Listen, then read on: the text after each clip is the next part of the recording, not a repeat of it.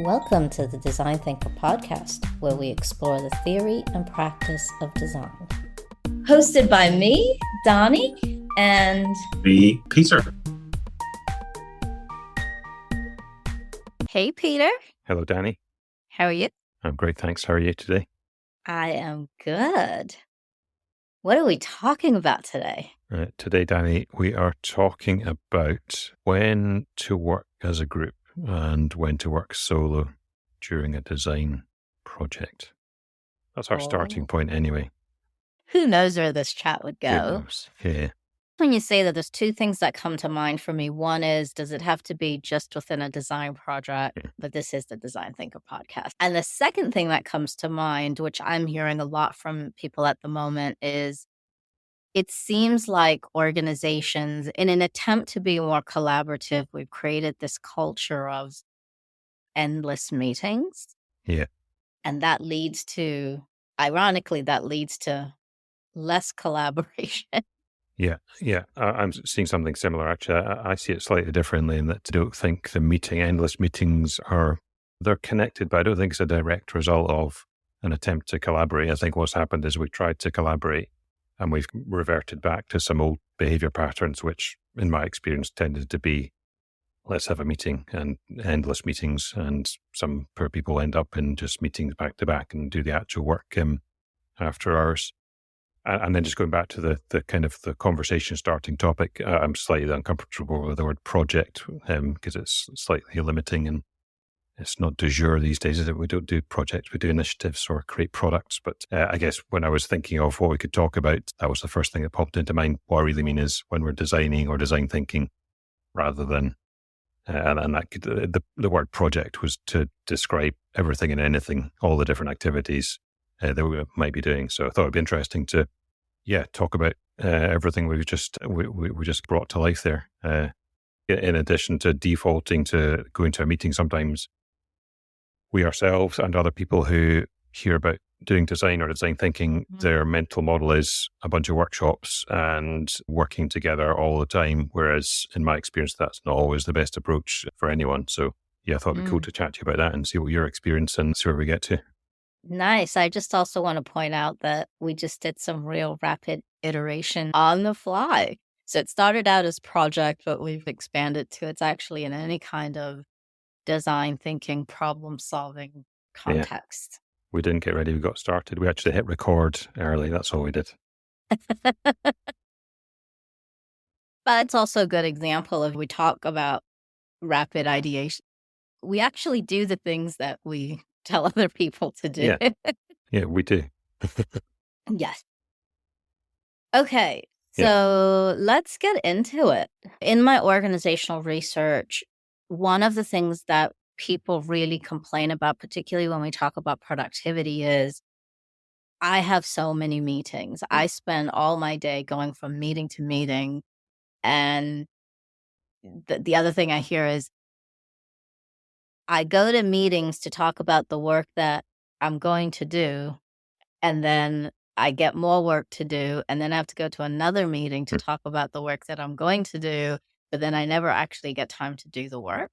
Yeah. And I think that's something, at this point, I feel like almost every interview I do in organizations from a research perspective, that is a theme that comes up. Yeah, I think that's a given in almost every organization. That's almost more common than the opposite, where people have time to do their work between meetings. So now what?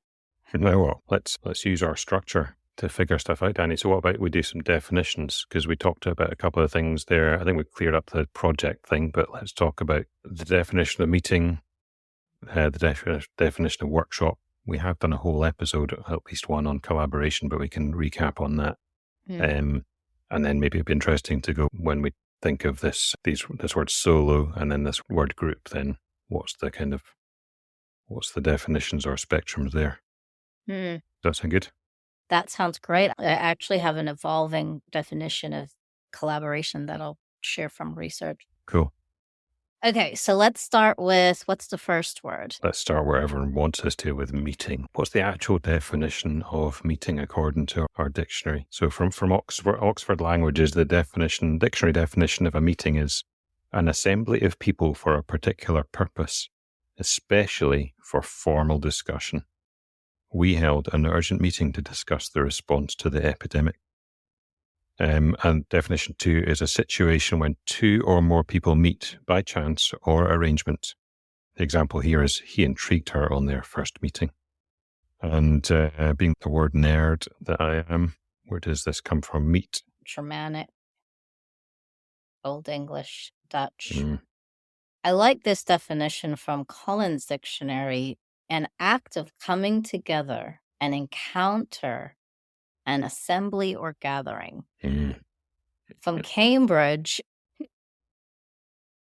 a planned occasion when people come together, either in person or online. Oh, okay. Modern. Yeah, that's a very modern one. Nice. I think we're both amused by the words used to define the meeting. They're slightly different to the reality of most meetings, or some meetings that we're part of. These definitions make meetings sound interesting. Let's try and avoid the absolute Stanley. Some meetings are actually really interesting and useful and productive and worthwhile. Okay. They are. Some are, definitely. But then some are the complete opposite. So, yeah. Okay, I'll go with that. Oh, I would. Yeah. That's true. There must be some meetings. Yeah, actually, you're right. Let's not work in the absolute. Yeah. I'm sure there are meetings out there that are fun and interesting. Yeah. Okay. So that's meeting. What about workshop? So the dictionary definition of workshop. So the first one I've come across is a noun meaning a room or building in which goods are manufactured or repaired. Not exactly what we're looking for here, but I might come back to that. And then definition 2, again, a noun, a meeting. Oh, there's that word. A meeting at which a group of people engage in an intensive discussion and activity on a particular subject or project. And then it's also a verb, present a performance of a dramatic work, using intensive group discussion and improvisation in order to explore aspects of the production prior to formal staging. I also found Merriam-Webster, a brief, intensive educational program for a relatively small group of people that focus especially on techniques and skills in a particular field. So that's more of a training workshop. Yeah.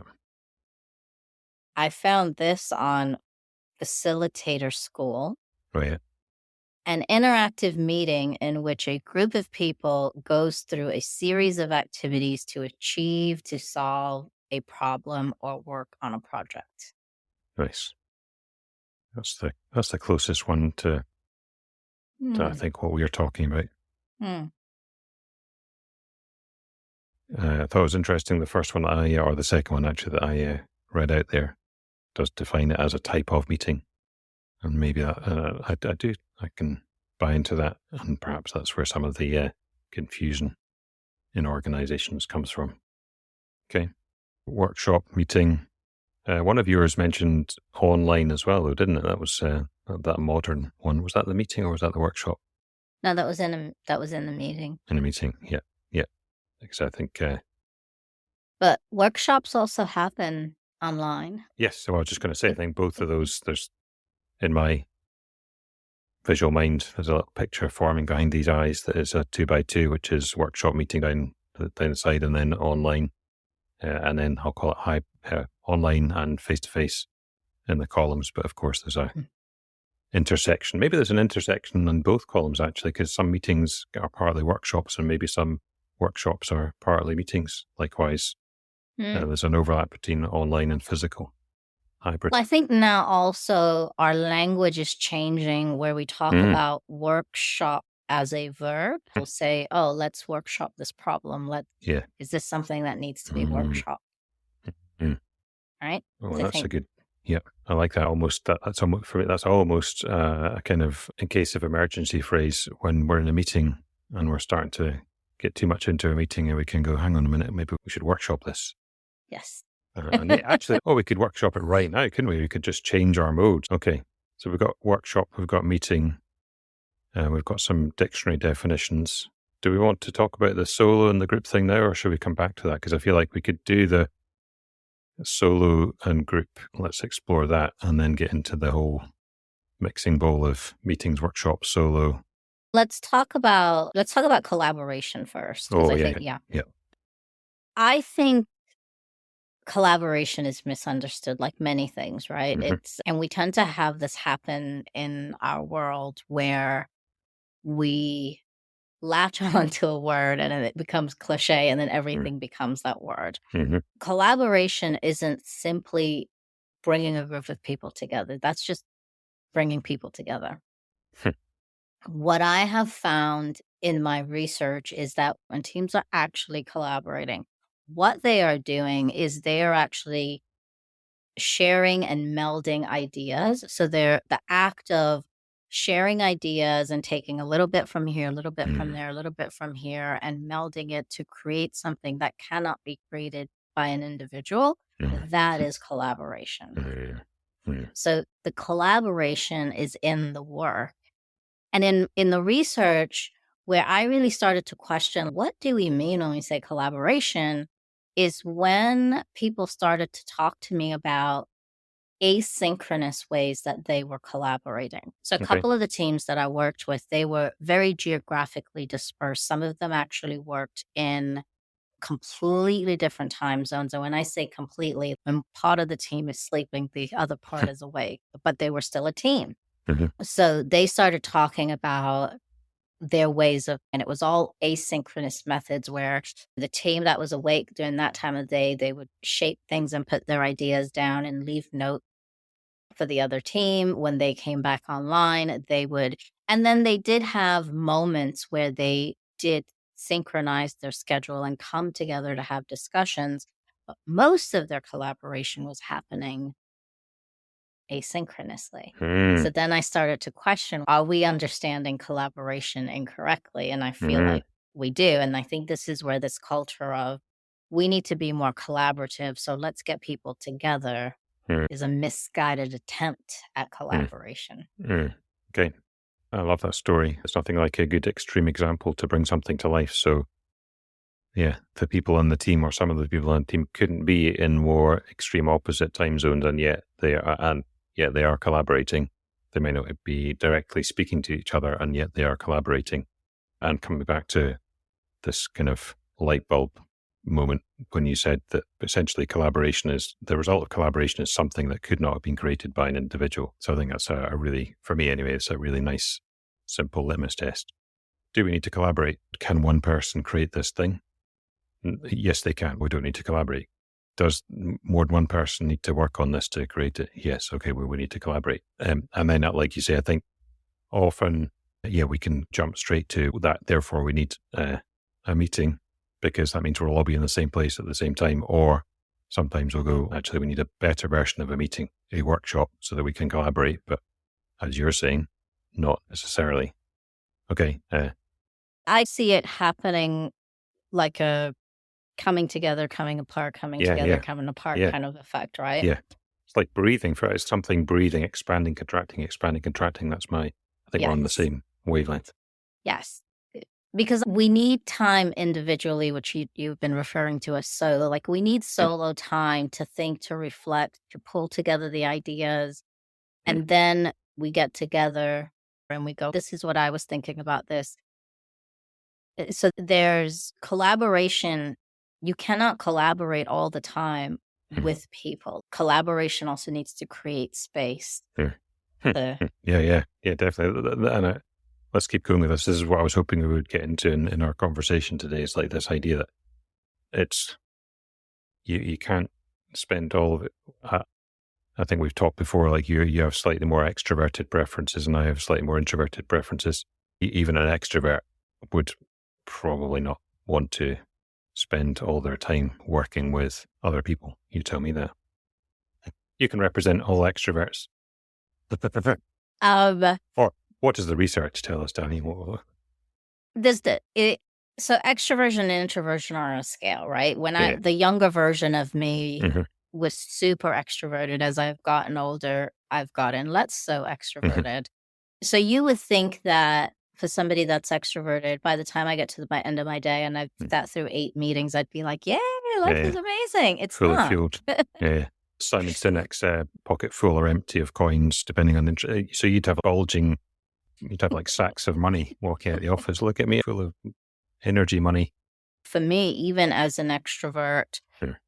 if I had spent my whole day talking to people, by the time I get to the end of the day, it is exhausting. I got to the point where I feel like I can't even verbalize a thought to Mm. my husband at the end of the day after that, right? Which he probably really appreciates because he is an introvert. So when I'm struggling to speak, Okay. it's like a holiday for him. He doesn't have control of your calendar by any chance, does he? Maybe there's like a secret plot happening. Yeah. So if I'm feeling that way as an extrovert, I can Yeah. only imagine what that feels like for an introvert. Yeah. The other thing that happens in gatherings, whether meetings or workshops, there is a lot of pressure to really good at externally processing. And I'm generalizing here because I'm sure that there are some.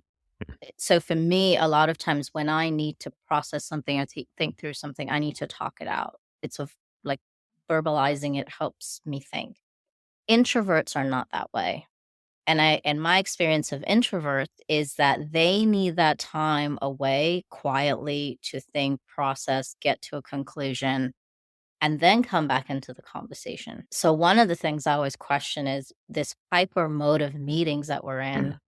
How many good ideas are we missing because the style of our work isn't creating the space for the different ways that people exist, right? Yeah.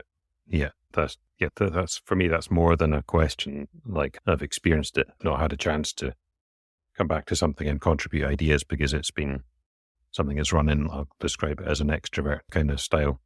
So yeah, lots, I think, is the answer to your question. But it brings to life a good point, which is there's what we're trying to achieve as a group of people. If we've established that this thing is not achievable by one person, then what do we want to achieve as the group of 2 or more people?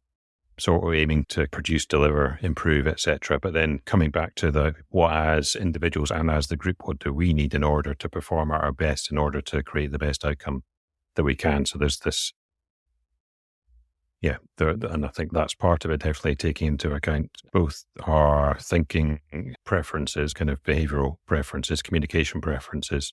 And I think there's also something, and sorry, just pause.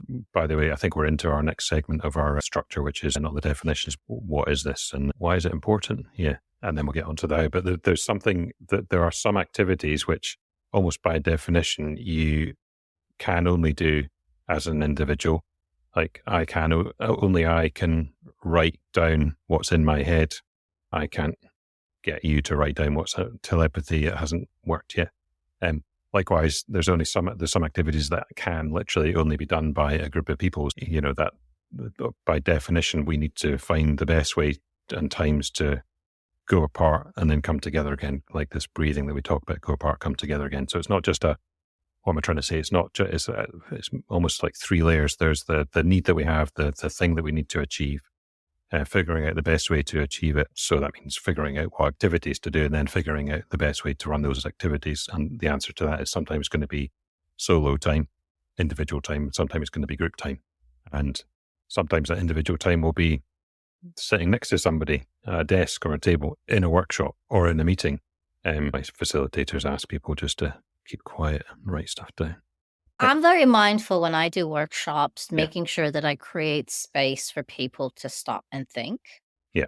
And jot notes. Like it is on the agenda. It's how I plan the workshops. Because if you don't and you jump from one thing to another thing, and we've talked about this before, is this idea of our brains. How we talked about that exercise of you read a paragraph, you close your eyes, and you just kind of sit there and let your brain rest. It's the same thing, that same principle. And the reason that we do that when we're trying to learn something, that pausing, is because it's giving your brain time to process and record and make of it in your brain. Principle applies in meetings and Mhm. workshops, like those quiet moments. And as facilitators, we need to be very deliberate because it's not something that people naturally do. Yeah. As humans, we're oriented towards action. We have a bias towards action. This is also why in meetings, I don't know if this has happened to you, if there is silence, it's Mhm. uncomfortable, Mhm. right? Yeah, oh, definitely. As you were talking there, I was wondering whether back in the day when we started to evolve our brains and started sitting around campfires and shared stories, like whether I wonder which cultures had silence that was part of their kind of campfire ritual and which cultures didn't. But I imagine that, yeah, I wonder how much there was. Probably not a lot because the whole point was to gather around and tell stories. But yeah, there's definitely power. We've talked about, done a whole episode on the power of the pause and the nano pause. And yeah, this might not be a great kind of fact or anecdote, but it doesn't, one of Amazon's kind of meeting protocols, I feel like, have silence built into it. Doesn't one of them start with everyone reading the memo at the beginning, then Oh, yes. having some time built in to just say nothing, and then the kind of the conversation part of the meeting begins? Yes, I think the idea there is rather than sending out a pre-read and we're all pretending that we're going to read it and nobody Mm, does. mm, So rather than that being such a waste of time exercise, what they say is, okay, if we are going to have a 30-minute meeting, mm, there's going to be a 10-minute pre-read. So you still show up to the meeting.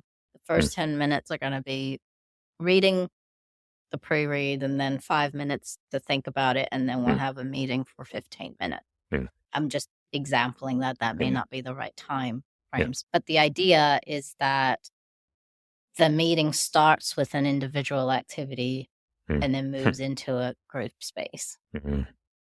There you go.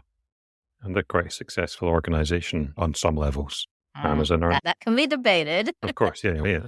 Disclaimer that was a carefully worded statement. I'm not a fanboy of Amazon in particular. They do some good, they do some bad. But that sounds like a good, I think one of the things they are good at is, or it sounds like they're good at from the external point of view, the stories they tell is protocols or systems or processes or disciplines, maybe is a good word Yeah. to Yeah. describe it. And we can take good ideas can come from anywhere, right? Yeah. So I think the point is that seems like an effective Yeah. idea. Why not Yeah. try that? Yeah. Yeah. Yeah, exactly. And it's a very specifically defined, described meeting. They're not calling that a workshop, for example. Hmm. Hmm. Okay.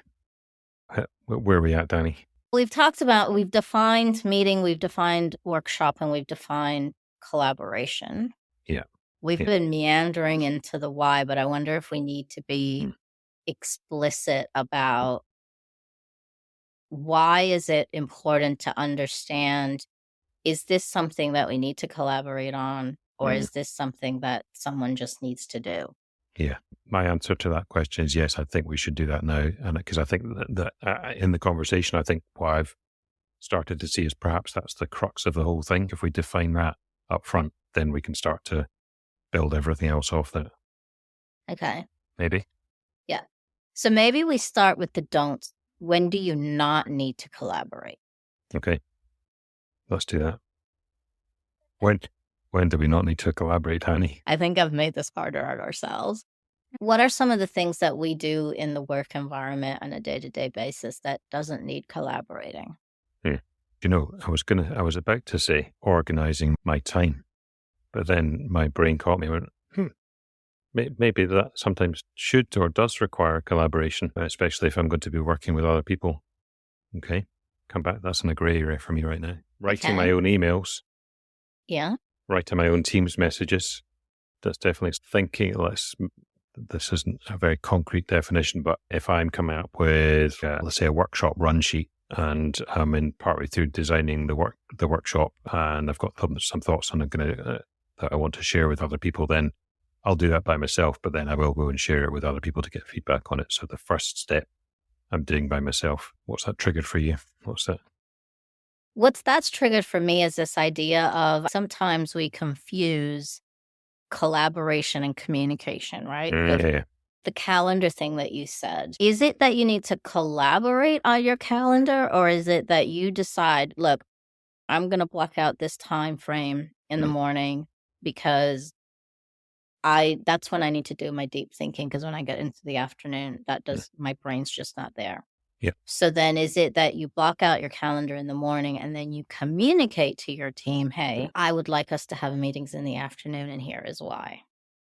Yes, you've just described what I currently do and the reasons for it. But then as I was thinking through that mental image, I thought sometimes it's actually more helpful to get together. This may end up being circular, but when I'm working with somebody on something, then it's more productive, quicker to sit down with somebody and I can use another C word, let's coordinate our calendars so that we can spend more time working individually and collaborating on this thing that we are collaborating on. Let's use our podcast as a good example for this. Yeah. So you and I sit Fail down safe. like once a month and go, okay, what are the topics? But before we sit down, I'll make a list, you'll make a list, you'll jot down some ideas, I jot down some ideas. Then we come together and go, what are your ideas? What are my ideas? We put it in our shared document. We talk through them. Then we go, okay, when do you want to talk about this? When do you want to talk about that? So that is collaborating, right? We are planning together what we're going to do on the podcast. You go off and do whatever your prep process is. I go off and I do whatever my prep process is. Then we come together and we record. Then we go away, and then I have the responsibility of editing, which is a solo thing. It would be, we cannot collaborate to edit. It's a one-person job. So I do that editing piece. And then I guess if we wanted to, I could edit, send it to you, say, hey, what do you think about this? But we've just decided that Dani will edit, and that's what we'll go with. Yeah, exactly. But if we wanted to keep collaborating more, you could have a listen to the edited version and then give me your feedback. And then I go back and do some more things. And then we could go through it. And I think this comes to another important point about collaboration, is actually being deliberate about when have we done enough collaboration that now we can go off and do the individual activities and get on with the work. Yeah. And for me, I think the answer to that is and this is perhaps why sometimes workshops are better for collaboration than meetings, because the answer to your question is when everyone who is collaborating has been able to contribute in the way that they're best able to contribute. So they're best able to use their experience, knowledge, and skills to achieve the thing that we're trying to achieve. When everyone's had a chance to do that, then we've collaborated enough. But contributing and collaborating are also a little bit different, right? Because so if we keep going with the podcast example, we might decide at some point, you know what, we're going to hire somebody to do the editing. And we could hire somebody to be a third member of the podcast. But maybe this third person, I don't want to do that. That's not I have no interest, no skill, but I want to be in the podcasting role. But what I could really bring to the table is editing. So then we say to that person, okay, that is what you're going to contribute to this work. And so you and I do what we do, and then we hand it over to the editor to do their bit. So they're contributing, but they're not really collaborating, but they're still adding value to the final product. Okay. I think I get that. So because they're not directly interacting with us, or they are interacting with us, but it's not, if we go back to the collaboration being, it is a melding of ideas, right? We bring people together and we take little bits of Peter's ideas, little bits of Dani's ideas. And if we say that is collaboration, but in that collaborative relationship, there might be contributing. So you might have people that are collaborating, and then you might have people that are contributing to creating the final thing that aren't in that core collaborative relationship, but they're still playing a role in getting that product out. Got you. And the reason I bring this up is I think this is where in organizations, sometimes we tend to have meetings and workshops with a cast of 1,000. Yeah. Nice. And then we're dragging people into things that they don't need to be in. So in the example of if we were to hire an editor to do our editing for the podcast, then they don't need to log in every time we record an episode. No. Yeah. But in organizations, I feel like we'll go, oh, he does that part, so let's bring him into this. And that person's sitting there like, why am I here? Yeah. And we do that. Yeah. I said nice before, but not because I like the problem. It's because it's a nice identification. That's like the next big thing with meetings and organizations and workshops, actually, is that often there's far too many people. There's the whole sorts of reasons for that. But precisely, I think you're shining a light on a particular issue that we're inviting the editor in to listen to the podcast. They don't need to be doing that. So yeah, nice. Okay. So yeah, we're crossing off lots of C words: cooperation, contribution, Coordination, communication.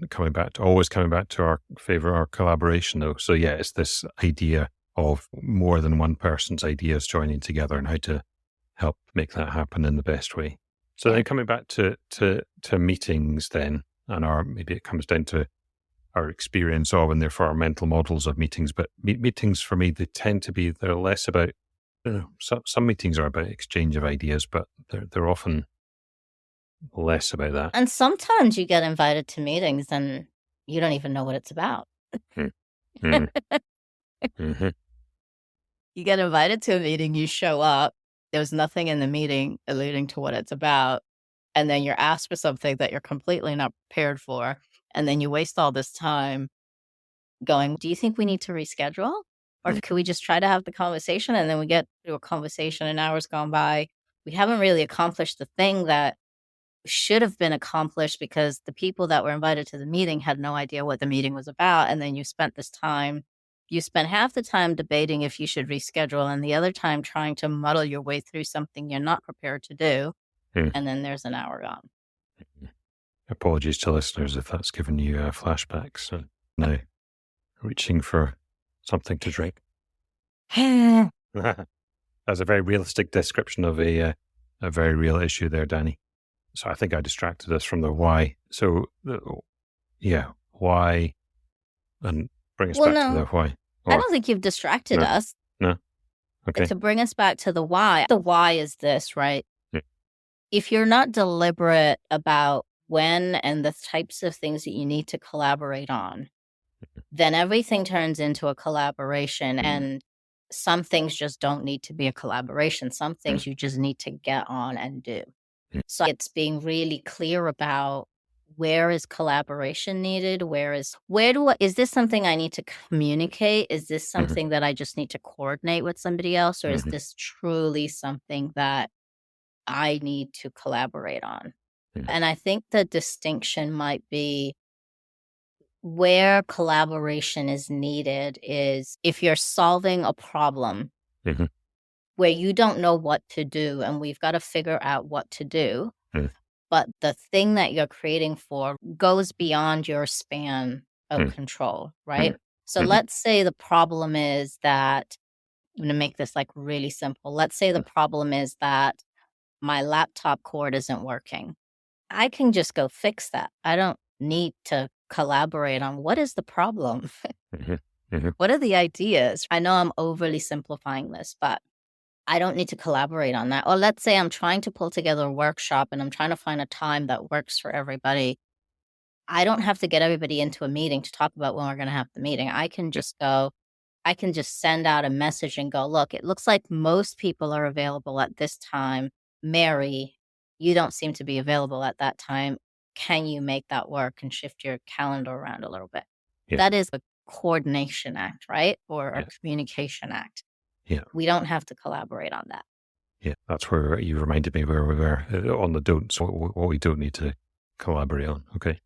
Okay, maybe should we flip into then what we definitely do need to collaborate on and bring it to life with a couple of I like your simple examples. They're good. So why do we definitely, because there's always going to be a gray area between these where we're not sure if we should or shouldn't. But when do you think we definitely do need to collaborate or should choose to collaborate? So let's say that you're creating a new office space or a new store where everybody's going to be, with more people than yourself. Mm-hmm. or people from different areas are going to be using this space, right? Mm-hmm. That's a good opportunity to collaborate. What are you imagining the space to be used for? What would be useful to you? What kind of work do you do what kind of desks do you need? What kind of Mm-hmm. chairs would you need? Because, and the reason that's a good example of where you want to collaborate is because the thing that you are doing is impacting lots of different people. Yeah. Yeah. Right. So I think one thing to look for is the thing that we are trying to do. Does it touch other parts of the business, the organization, the community, wherever your context is? Mm. Yes. And building on that idea, by definition, no one person can be an expert in absolutely everything. And Yeah. as the world, the body of knowledge within the world expands almost exponentially, then we end up being more and more specialized in our knowledge. So that therefore we need to bring a few people together to make the most of it. And in your example, let's bring together the people who do know about space design and office furniture and ergonomics and human behavior. And let's also bring together the people who are going to be doing the work, like the Yes. finance people who need big screens with lots of spreadsheets on, and the designers who like nice screens with good gamut, etc. And the people who like the scrum masters who need a stand-up space to bring people together, etc., etc. And the facilities people who actually know how this thing might practically work. So bring all those people to collaborate rather than set off on a solo mission.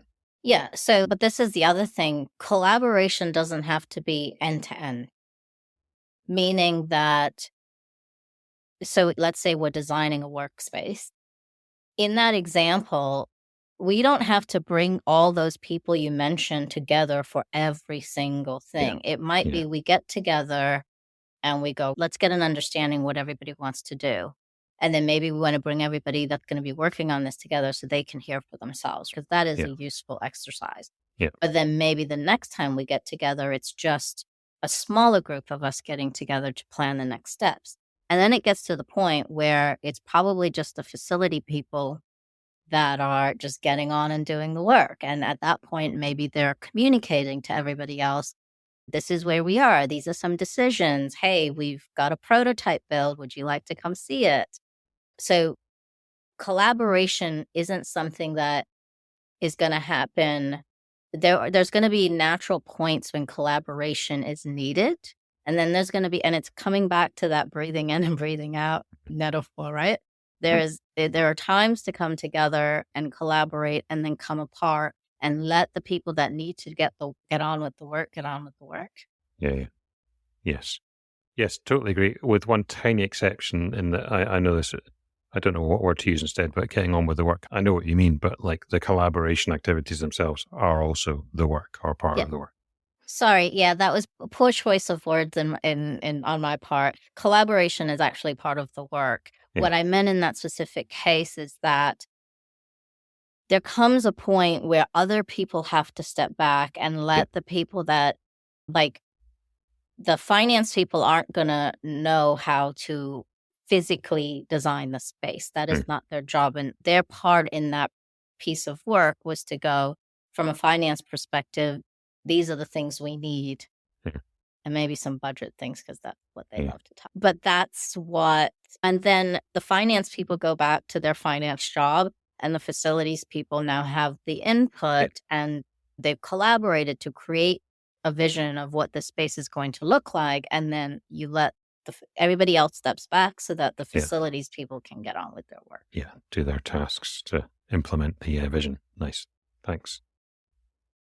I just have a thing about people sometimes see collaboration and often workshops as not work, because people are enjoying themselves too much, and that can't be work, can it? So I just wanted to pick that up and clarify it. So thank you for that. I have a question around and a thought actually around, I think it is definitely related to this, but I'm trying to bring it to life with an example. Maybe I'll get you to do it as I describe the situation. So let's say the need for collaboration comes not entirely from the knowledge that one person has in order to say about solving a problem, for example, but the need for collaboration comes from another thing that they don't have. For example, if you're somebody who has quite a divergent, able mind, then that means that you're great at you're coming up with ideas, but not necessarily always just as great at kind of choosing or moving forward with ideas, loading up the question here, because you can probably see where I'm going.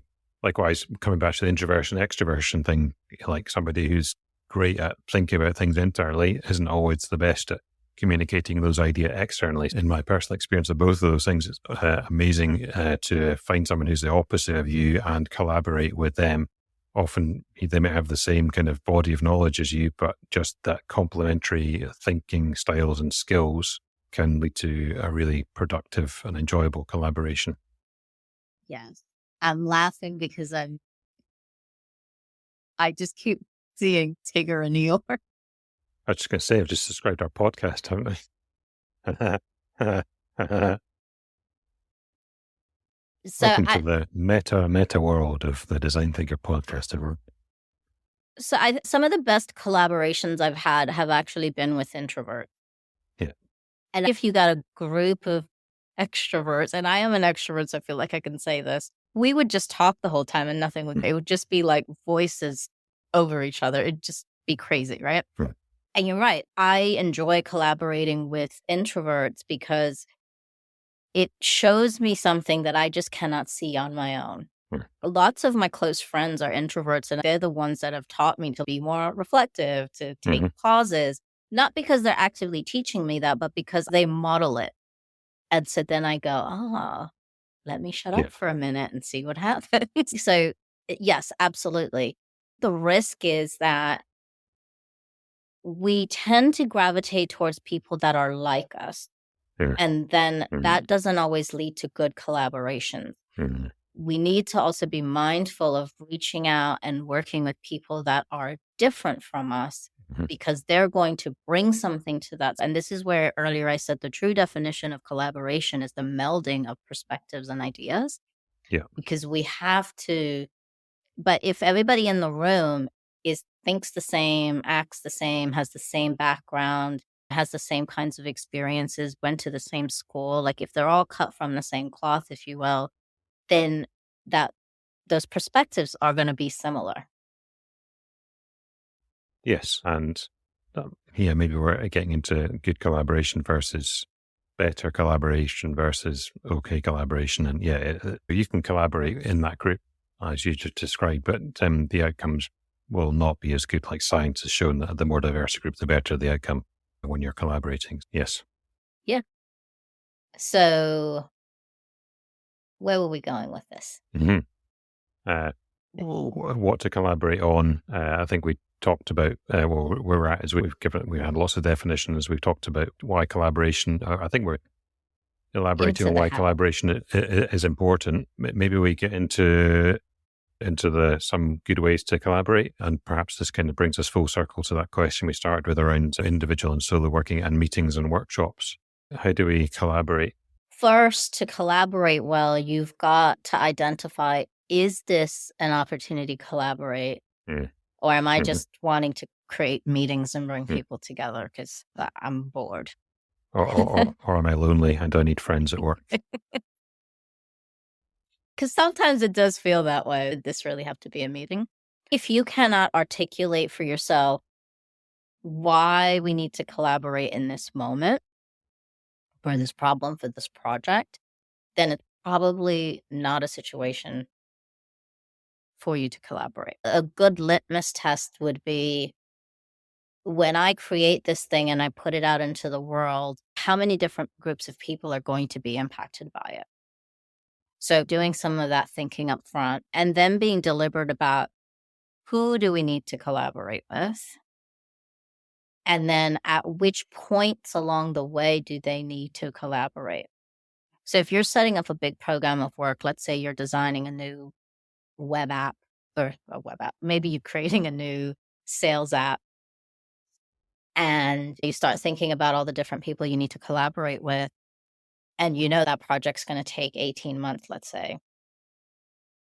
Is everybody going to need to be involved in the whole 18 months? Or is it some people are going to come in, maybe at the beginning you're doing some discovery work and there's a huge collaborative effort on the upfront.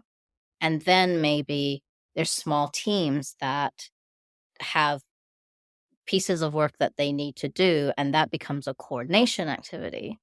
So you have to really think about, what is the scope of work to do? Does it require collaboration? And then if yes, then who? And then when?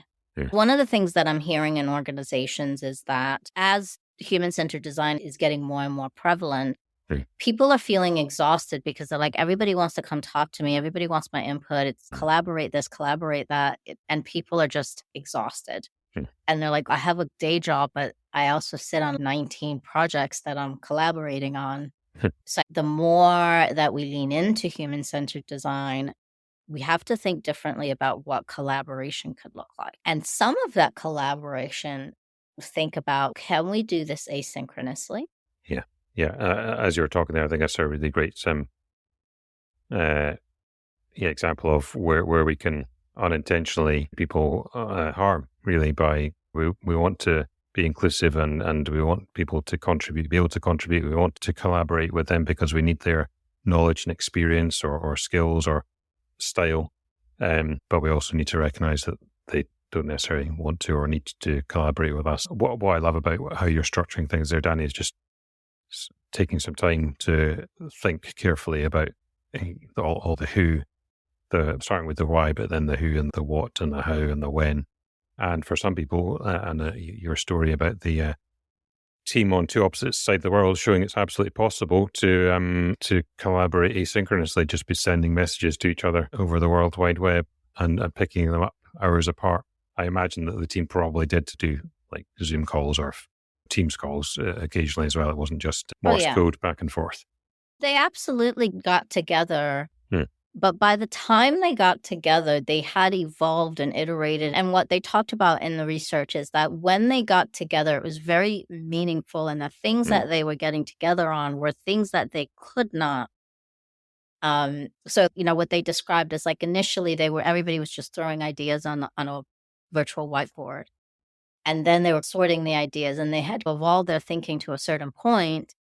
And then they're like, okay, I think we need to actually get on a call and talk through this and narrow this down and make some decisions. And then they would do that. And then they would agree on actions. Then they would separate, go out and do it, and then come back and then go out and do it. So that's how they worked. Yeah. Nice. So it's not complete isolation. Yeah. But it's very deliberate, considered and thoughtful. And it sounds like they were communicating really well. So even like having that, again, that meta conversation about how are we going to have conversations, like how are we going to decide what we collaborate on or what we don't collaborate on, or how, I think that can be really powerful. And it's one of those things that if you spend a little bit of time up front doing, then actually the time to good outcome is actually shorter than it otherwise would be. Like we can fall into the trap of thinking that we don't have time to do some of the important prep work because we think we need to rush into and get on with the work because we fall into the trap of believing that'll get us to our destination quicker. I think we'll get to a destination that way, but more often than not, it's not the right destination. It's not as good a destination all around as it would have been if we just spend a little bit of time up front doing some of this prep work and thinking. And the prep work is, I'm going to bring it back to our podcast. Imagine how messy it would be if you and I were trying to do the prep work for the podcast collaboratively. Yeah. It would probably just be Dani talking for an hour and Peter going, how the hell do I get out of this? Yeah, we're going, sorry, I can't hear you. Sorry for the listeners, I just lifted my headphone up. Yes, it would be something like that. I'd be like turning the volume up on my noise cancelling headphones. Give me some peace. Yeah. Let me think. Yes, great example. Okay. I think we're getting somewhere. We're meandering towards the end of this conversation, Dani, but I often say that and you come on with, actually, we've got a couple more things. So is there a couple more things? I wonder if it would be useful to talk about some alternative ways of collaborating. Yeah. Because there is this idea that collaborating means meeting or workshop, getting together. So what are some other things that we could be thinking about? If the concept of collaborating is melding and bringing together different perspectives and ideas, what are some alternate ways to do that? I've tried this both physically and digitally, but an interesting one to try is having a if it's physical, then having a whiteboard in a building, and it could be in a shared space, and we set up an activity that's been pre-agreed and predetermined, and everyone understands what the activity is. But then the time available to do the activity is, rather than, let's say, an hour during a workshop day, then it's actually any time people have available to themselves during a week, and they can do the task by themselves, add their contribution to the whiteboard during the week, and then at the end of the week, everyone gathers round and sees where it's got to. Of course, well, not of course, but you can do that just as well, if not slightly easier, on digital whiteboarding these days, where you set the task up and then time box it for a long duration, a longer duration than normal, and let people take their own time to make that contribution. So for me, it's a good asynchronous way of collaborating, and I think it's helpful because it avoids if you do a similar thing by Teams, in my experience, that can turn into, or Teams or Slack or whatever, turn into like notification hell. When you're focusing on something, trying to do some work, and somebody else is doing their ideation and you're just seeing it all ping up in front of you. I think the alternative whiteboard version can avoid that. So I've done the physical whiteboard like you have. I've also done it on a virtual whiteboard, so not like Teams or Slack, for the same reason, because it would just it like every 2 seconds you'd be looking up. What I've done is I've set up this thing called a self-guided workshop. Oh, okay. So set up the Miro board very explicitly with arrows, like start here, Mhm. explain the activity. This Mhm. is what we're doing. This is what's happening. Mhm. You can also embed, in one example, I embedded a video of myself talking about what it is Yeah. that we're looking to do. Yeah. And so we're talking to people, and then people could work their way through the board and Mhm. leave their thoughts. Mhm. And then we carried that out. So then when we got the feedback and then we did the next step, we created another Miro board and put it out there and said, look, this is based on all the feedback. This is what we've iterated. Have a look. Have we missed anything? Have we captured it? How might this work for you? What don't you like about it? Yeah. Those kinds of things. And people left their cards. So we did about 3 iterations of that. Mm. And what we did to support people to driving to that is through Slack and Teams. Mm. We made this announcement that this is going to be happening. Please help. Mm. And what was really interesting is that we got more feedback Mm. than had we set up workshops. Mm. Nice. That's a nice surprise. It was testing and learning on my part, but the challenge that this organization was having was that they wanted to collaborate. They wanted to bring people into the fold, but their organization had a lot of shift work. They were 24-hour business, so Oh, yeah. it made it really difficult. So how do we still keep the spirit of how do we actually collaborate with people when they're not Mm. available at the times that we're Mm. available? Mm. And I'm not suggesting, like, by no means should this be a signal that we need to now all of a sudden everything's going to be asynchronous Mm. collaboration, Mm. but it's more being mindful about, one, does it need to be a collaboration, or am I Mm. just making more work than it needs to be? Mm. And then two, is there a better way to do this than what we have been doing historically? Yeah. Yeah. I love that. Yeah. A great example. And I think a lot of people's challenge in organizations is looking to deciding that you do need to collaborate with a small group of people, going to Outlook, more often than not, looking at people's calendars and going, I need to start this sooner than 3 weeks' time, which is the first available time in everyone's diaries where you get 15 minutes where we can talk about this thing, thinking more creatively about how you can collaborate asynchronously. And I like calling it a self-guided workshop is a nice framing. Yeah. Cool. Yeah. Any others, Danny? Or There's also different ways of getting feedback that doesn't require, particularly now where you can have shared documents and things like that. So Mhm. you could, if you need to put a PowerPoint together as a team because you're doing a team presentation, one person can be responsible for pulling it all together, and then you can share that document and everybody can go in and do their bit. So Mhm. rather than everybody jumping into a meeting and trying to do it together, Mhm. everyone can work through the document asynchronously together. So there's also activities like that. Yeah, definitely. Thank you for that in particular. Microsoft, they've definitely improved the collaboration features across their software in the last few years, definitely. As much as it pains me to give Microsoft a compliment. Well, it's right. In particular for that, thank you. But some other improvements still to be made elsewhere. Yeah, cool. That's a nice, obvious one, actually. Is we talk about collaboration as though we need to be doing something unusual or different, but it's more often, sometimes just doing the good old, let's put a Word document together, our PowerPoint presentation can be the answer to move us forwards. The reason the conversation has been important is that one of my concerns is collaboration is an amazing thing. I'm a big believer in collaboration. It's the center of how I work. And for you as well, it's the core of our work, right? Yeah.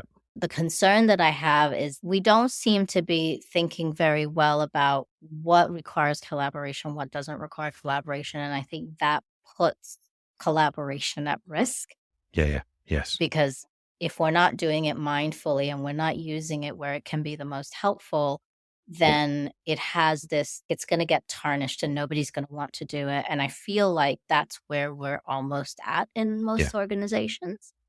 Yeah, I totally agree. And I think that's probably why this idea about having conversation bubbled up, is this kind of conflation, confusion of meeting shops, collaboration, not collaboration. And we're at risk of ending up where we go back to cubicle and get fed work instructions to create outputs. And yeah, you're absolutely right. I place a high value on collaboration because I fundamental belief in the power of groups of people getting together to make things better. So yeah, the more you and I and everyone else can do to get clearer on collaboration and dispel some myths, then the better. So thanks for the... What are you taking away from that? Oh, I beat you to it.